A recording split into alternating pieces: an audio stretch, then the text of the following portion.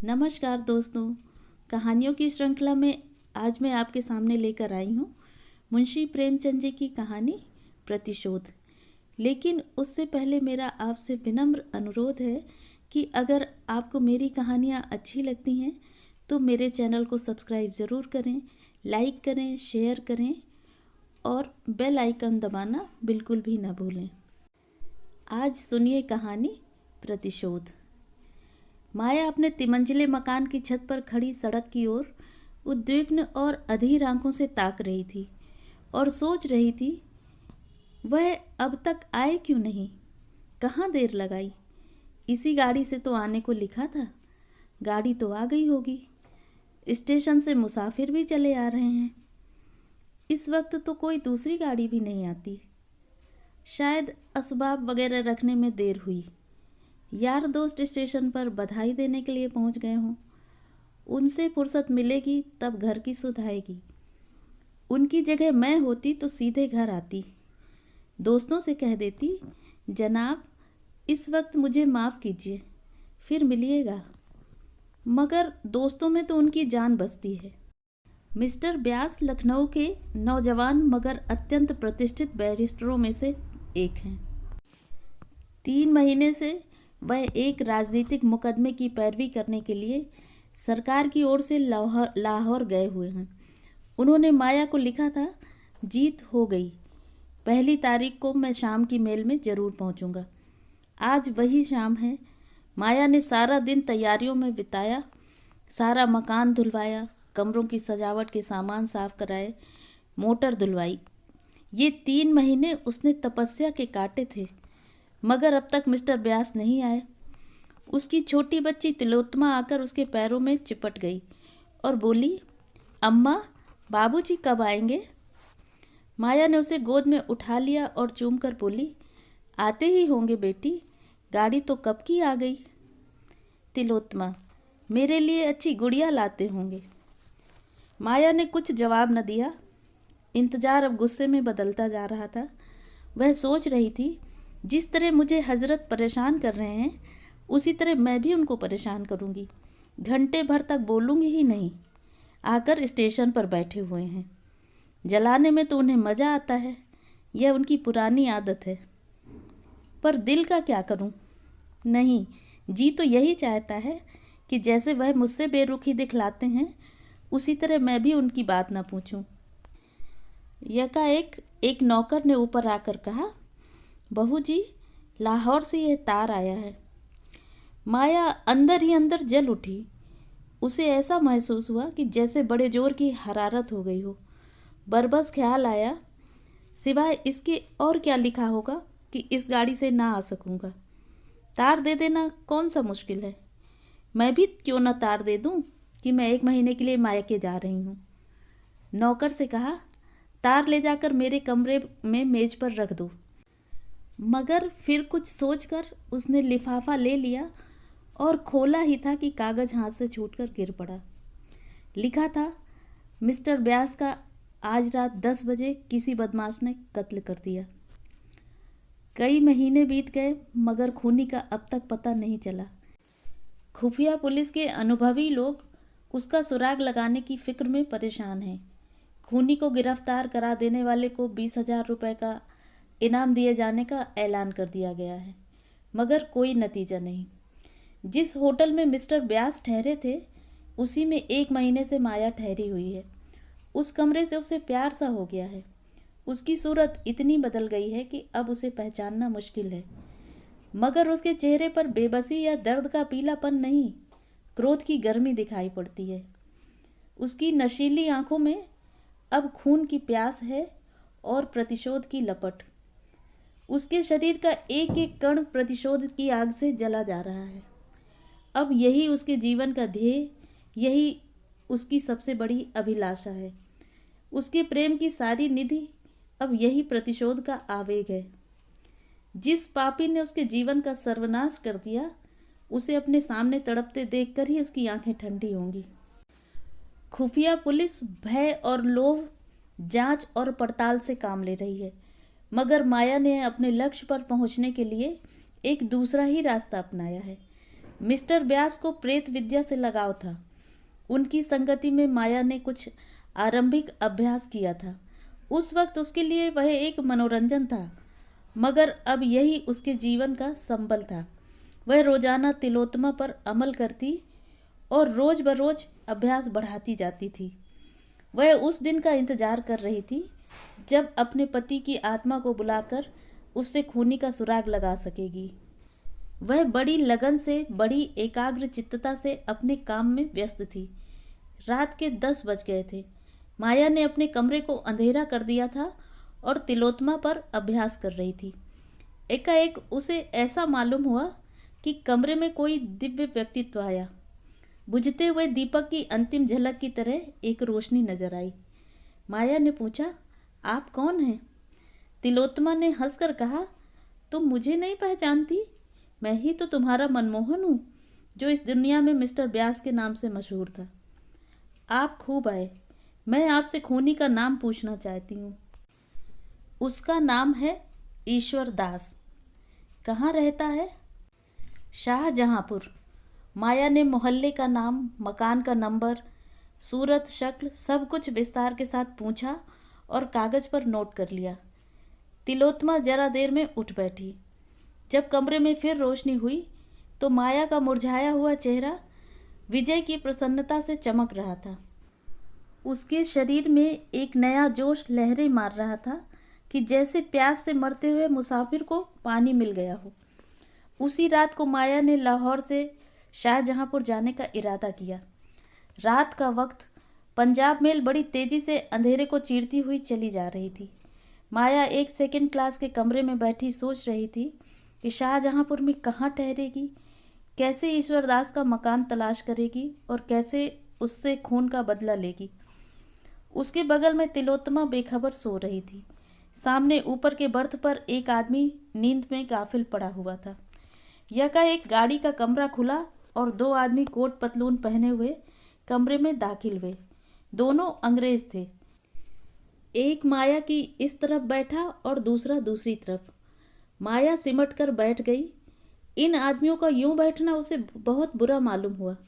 वह कहना चाहती थी, आप लोग दूसरी तरफ बैठें, पर वही औरत जो खून का बदला लेने जा रही थी, सामने यह खतरा देखकर कांप उठी।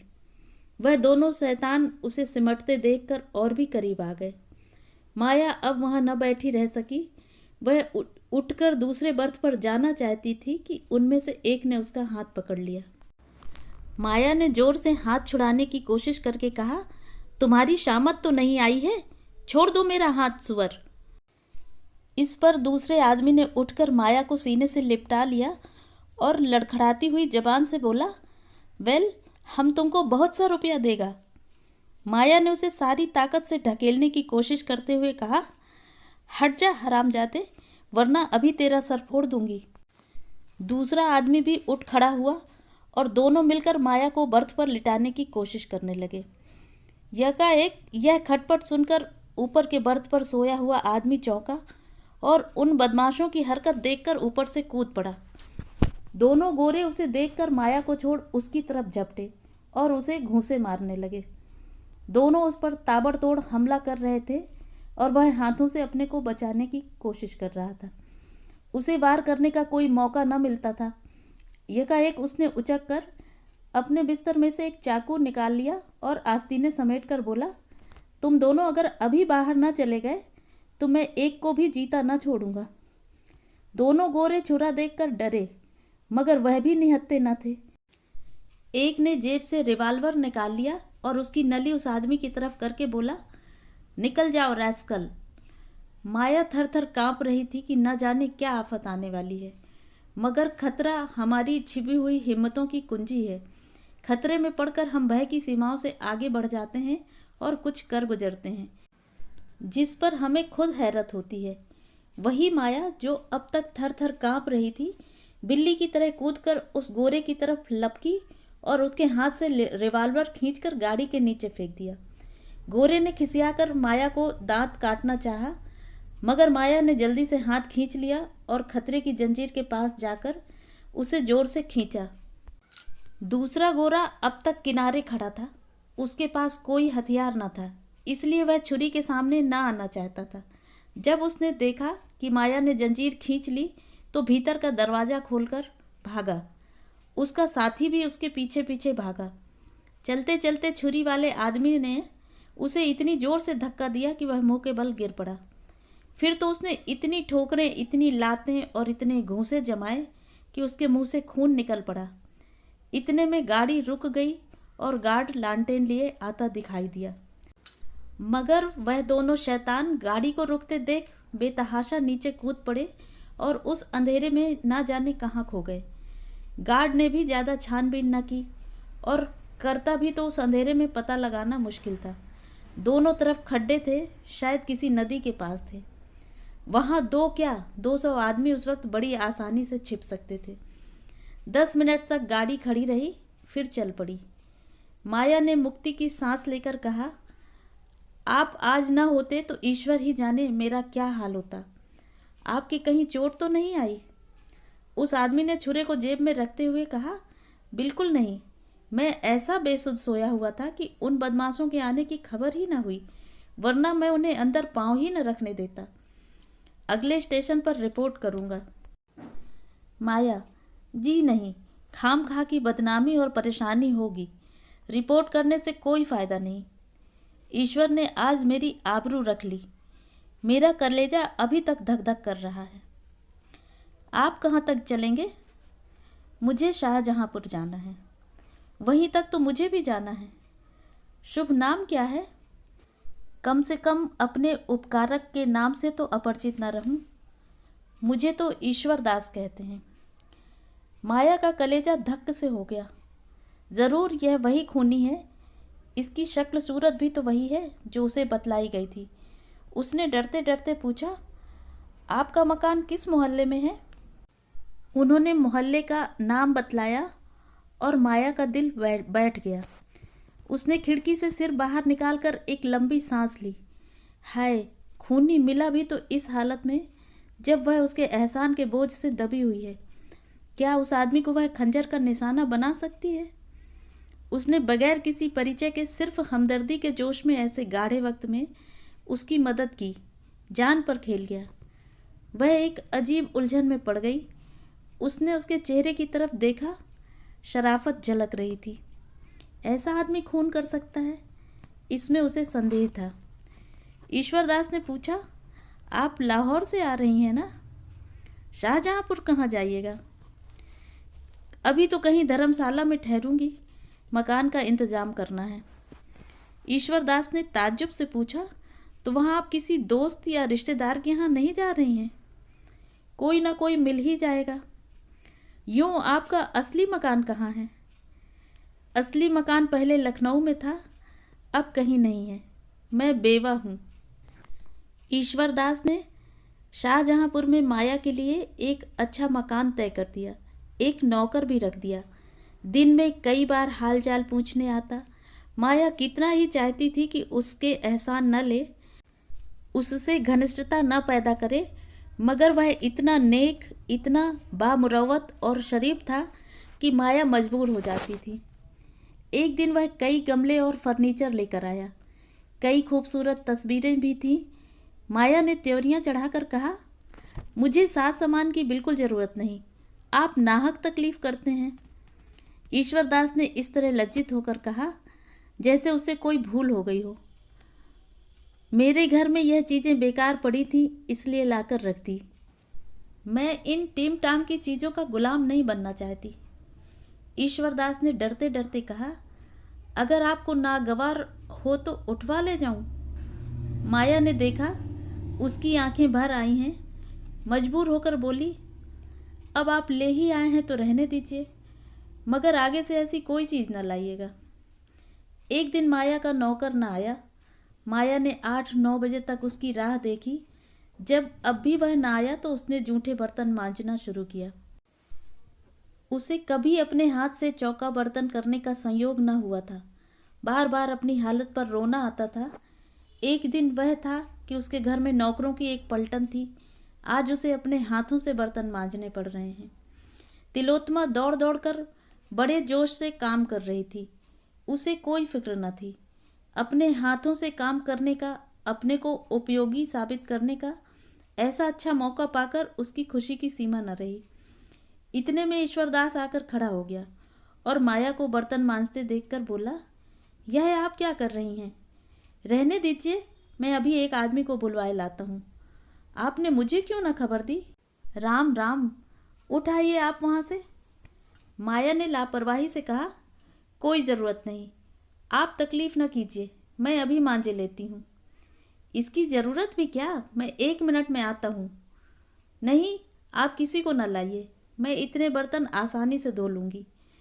अच्छा तो लाइए, मैं भी कुछ मदद करूँ। यह कहकर उसने डोल उठा लिया और बाहर से पानी लेने दौड़ा। पानी लाकर उसने मंजे हुए बर्तनों को धोना शुरू किया। माया ने उसके हाथ से बर्तन छीनने की कोशिश करके कहा, आप मुझे क्यों शर्मिंदा करते हैं? रहने दीजिए, मैं अभी साफ किए डालती हूँ। आप मुझे शर्मिंदा करती हैं या मैं आपको शर्मिंदा कर रहा हूँ? आप यहाँ मुसाफिर हैं, मैं यहाँ का रहने वाला हूँ। मेरा धर्म है कि मैं आपकी सेवा करूँ। आपने एक ज्यादती तो यह की कि मुझे जरा भी खबर न दी, अब दूसरी ज्यादती यह कर रही हैं। मैं इसे बर्दाश्त नहीं कर सकता। ईश्वरदास ने जरा देर में सारे बर्तन साफ करके रख दिए। ऐसा मालूम होता था कि वह ऐसे कामों का आदी है। बर्तन धोकर उसने सारे बर्तन पानी से भर दिए और तब माथे से पसीना पोंछता हुआ बोला, बाजार की कोई चीज़ लानी हो तो बतला दीजिए, अभी ला दूँ। माया, जी नहीं, माफ़ कीजिए, आप अपने घर का रास्ता लीजिए। ईश्वरदास, तिलोत्तमा, आओ आज तुम्हें सैर करा लाएं। माया, जी नहीं, रहने दीजिए, इस वक्त वह सैर को नहीं जाती। माया ने यह शब्द इतने रूखेपन से कहे कि ईश्वरदास का मुंह उतर गया। उसने दोबारा कुछ न कहा, चुपके से चला गया। उसके जाने के बाद माया ने सोचा, मैंने उसके साथ कितनी बेमुरवती की। रेलगाड़ी की उस दुखद घटना के बाद उसके दिल में बराबर प्रतिशोध और मनुष्यता में लड़ाई छिड़ी हुई थी।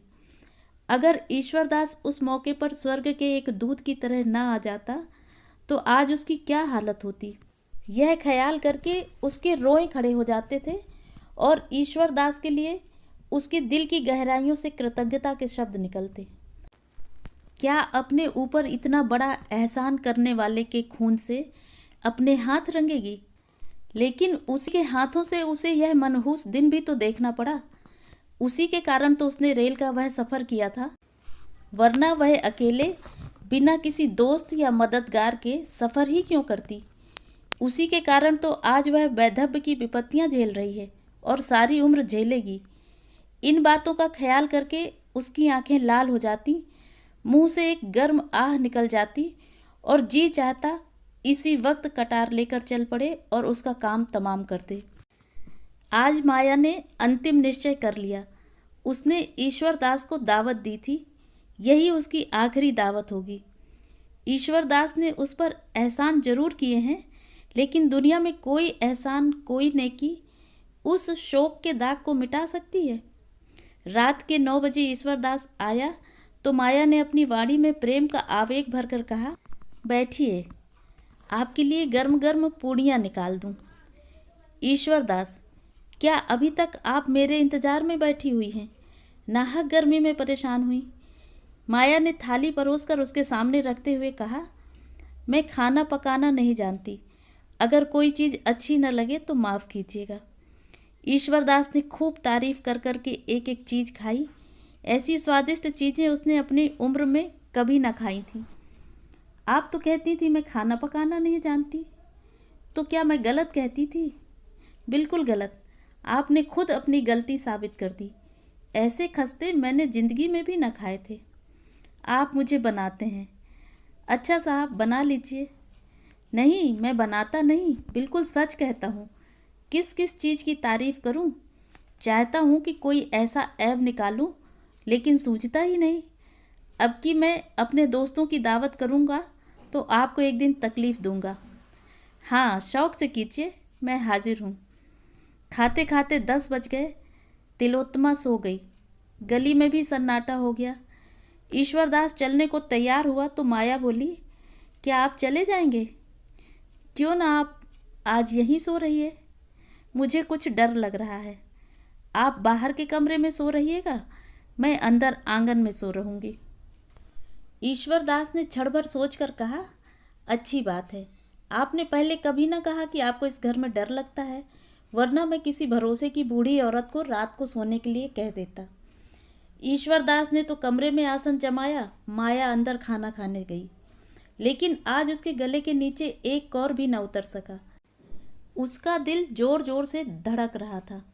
दिल पर एक डर सा छाया हुआ था। ईश्वर दास कहीं जाग पड़ा तो उसे उस वक्त कितनी शर्मिंदगी होगी। माया ने कटार को खूब तेज कर रखा था। आज दिन भर उसे हाथ में लेकर अभ्यास किया। वह इस तरह वार करेगी कि खाली ही न जाए। अगर ईश्वरदास जाग पड़ा तो जानलेवा घाव लगेगा।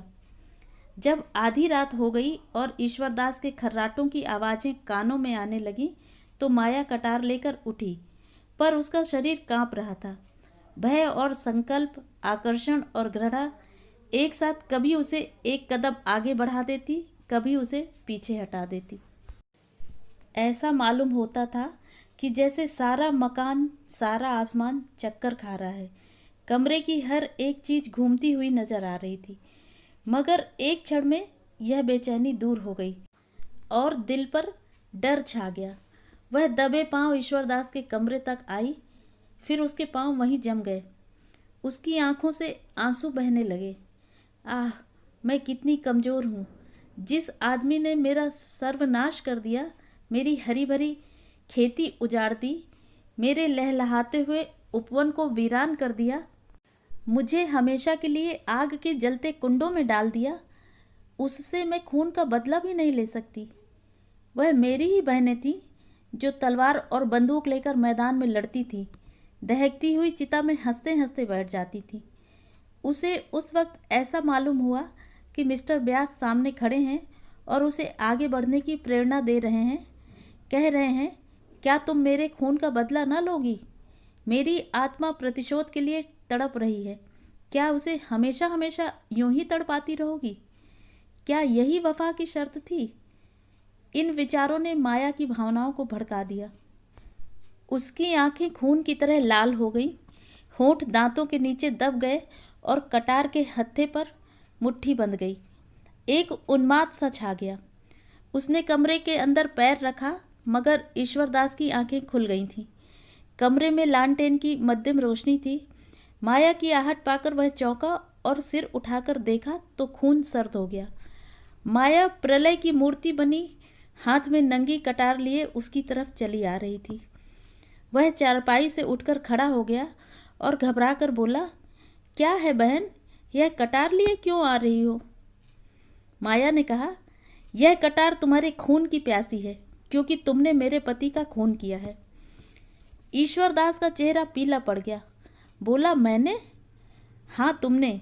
तुम्ही ने लाहौर में मेरे पति की हत्या की, जब वे एक मुकदमे की पैरवी करने गए थे। क्या तुम इससे इनकार कर सकते हो? मेरे पति की आत्मा ने खुद तुम्हारा पता बतलाया है। तो तुम मिस्टर व्यास की बीवी हो? हाँ, मैं उनकी बदनसीब बीवी हूँ और तुम मेरा सुहाग लूटने वाले हो।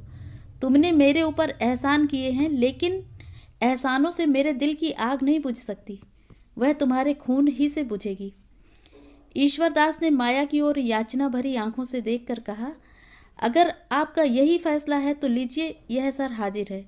अगर मेरे खून से आपके दिल की आग बुझ जाए तो मैं खुद उसे आपके कदमों पर गिरा दूंगा। लेकिन जिस तरह आप मेरे खून से अपनी तलवार की प्यास बुझाना अपना धर्म समझती हैं, उसी तरह मैंने भी मिस्टर व्यास को कत्ल करना अपना धर्म समझा। आपको मालूम है, वह एक राजनीतिक मुकदमे की पैरवी करने लाहौर गए थे, लेकिन मिस्टर व्यास ने जिस तरह अपनी ऊंची कानूनी लियाकत का इस्तेमाल किया, पुलिस को झूठी शहादतों को तैयार करने में जिस तरह मदद की, जिस बेरहमी और बेदर्दी से बेबस और बेगुनाह नौजवानों को तबाह किया, उसे मैं सह न सकता था। उन दिनों अदालतों में तमाशाइयों की बेइंतहा भीड़ रहती थी। सभी अदालत से मिस्टर व्यास को कोसते हुए जाते थे। मैं तो मुकदमे की हकीकत को जानता था, इसलिए मेरी अंतरात्मा सिर्फ कोसने और गालियां देने से शांत न हो सकती थी। मैं आपसे क्या कहूँ? मिस्टर व्यास ने आँख खोलकर, समझ बूझकर झूठ को सच साबित किया और कितने ही घरानों को बेचिराग कर दिया। आज कितनी माएँ अपने बेटों के लिए खून के आंसू रो रही हैं, कितनी ही औरतें रंडापे की आग में जल रही हैं। पुलिस कितनी ही ज्यादतियाँ करे, हम परवाह नहीं करते। पुलिस से हम इसके सिवा और उम्मीद नहीं रखते। उसमें ज़्यादातर जाहिल और शोहदे लुच्चे भरे हुए हैं। सरकार ने इस महकमे को कायम ही इसलिए किया है कि वह रियाया को तंग करे, मगर वकीलों से हम इंसाफ की उम्मीद रखते हैं। हम उनकी इज्जत करते हैं। वे उच्च कोटि के पढ़े लिखे सजग लोग होते हैं। जब ऐसे आदमियों को हम पुलिस के हाथों की कठपुतली बना हुआ देखते हैं तो हमारे क्रोध की सीमा नहीं रहती। मैं मिस्टर व्यास का प्रशंसक था, मगर जब मैंने उन्हें बेगुनाह मुलजिमों से जबरन जुल्म का इकबाल कराते देखा तो मुझे उनसे नफरत हो गई। गरीब मुलजिम रात दिन उल्टे लटकाए जाते थे, सिर्फ इसलिए कि वह अपना जुर्म, जो उन्होंने कभी किया ही नहीं, इकबाल करें। उनकी नाक में लाल मिर्च का धुआं डाला जाता था। मिस्टर व्यास यह सारी ज्यादतियाँ सिर्फ अपनी आंखों से देखते ही नहीं थे, बल्कि उन्हीं के इशारों पर की जाती थीं। माया के चेहरे की कठोरता जाती रही, उसकी जगह जायज गुस्से की गर्मी पैदा हुई। बोली, इसका आपके पास कोई सबूत है कि उन्होंने मुलजिमों पर ऐसी सख्तियाँ की? यह सारी बातें आमतौर पर मशहूर थीं। लाहौर का बच्चा बच्चा जानता है। मैंने खुद अपनी आंखों से देखी, इसके सिवा मैं और क्या सबूत दे सकता हूँ? उन बेचारों का बस इतना कसूर था कि वह हिंदुस्तान के सच्चे दोस्त थे। अपना सारा वक्त प्रजा की शिक्षा और सेवा में खर्च करते थे, भूखे रहते थे, प्रजा पर पुलिस हुक्काम की सख्तियाँ न होने देते थे। यही उनका गुनाह था। इसी गुनाह की सज़ा दिलाने में मिस्टर व्यास पुलिस के दाहिने हाथ बने हुए थे। माया के हाथ से खंजर गिर पड़ा। उसकी आंखों में आंसू भर आए। बोली, मुझे न मालूम था कि वह ऐसी हरकतें भी कर सकते हैं। ईश्वर दास ने कहा, यह ना समझिए कि मैं आपकी तलवार से डरकर वकील साहब पर झूठे इल्ज़ाम लगा रहा हूँ। मैंने कभी ज़िंदगी की परवाह नहीं की। मेरे लिए कौन रोने वाला बैठा है जिसके लिए ज़िंदगी की परवाह करूँ? अगर आप समझती हैं कि मैंने अनुचित हत्या की है तो आप इस तलवार को उठाकर इस ज़िंदगी का खात्मा कर दीजिए। मैं जरा भी न झिझकूँगा। अगर आप तलवार न उठा सकें तो पुलिस को खबर कर दीजिए। वह बड़ी आसानी से मुझे दुनिया से रुखसत कर सकती है। सबूत मिल जाना मुश्किल न होगा। मैं खुद पुलिस के सामने जुर्म का इकबाल कर लेता, मगर मैं इसे जुर्म नहीं समझता। अगर एक जान से सैकड़ों जानें बच जाएं तो वह खून नहीं है। मैं सिर्फ इसलिए जिंदा रहना चाहता हूँ कि शायद किसी ऐसे ही मौके पर मेरी फिर ज़रूरत पड़े। माया ने रोते हुए कहा, अगर आपका बयान सही है तो मैं आपका खून माफ़ करती हूँ। आपने जो किया इसका फैसला ईश्वर करेंगे। तुमसे मेरी प्रार्थना है कि मेरे पति के हाथों जो घर तबाह हुए हैं उनका मुझे पता बतला दो, शायद मैं उनकी कुछ सेवा कर सकूं। तो ये थी कहानी।